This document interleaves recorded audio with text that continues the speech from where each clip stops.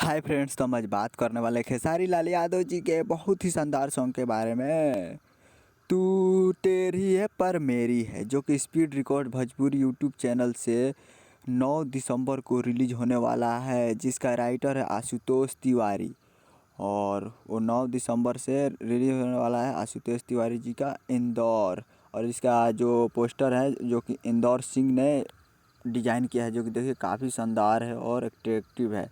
तो आप लोग जान ही सकते हैं, काफ़ी शानदार और अट्रैक्टिव है। जो तेरी तेरी है पर मेरी है, ये सॉन्ग लिखे हैं आशुतोष तिवारी जी ने। और साजन मिश्रा जी इस पे वो दिए हैं क्या, म्यूजिक है साजन मिश्रा जी का, जो कि खेसारी लाल यादव जी का। जो तू टेढ़ी है पर मेरी है, जो कि शानदार सॉन्ग है। और हाँ, वीडियो पसंद आया तो चैनल को सब्सक्राइब करके बेल आइकन प्रेस कर दे, ताकि लेटेस्ट न्यूज़ आप तक खेसारी लाल यादव के लाते रहें। जय हिंद दोस्तों, लाइक शेयर एंड कमेंट।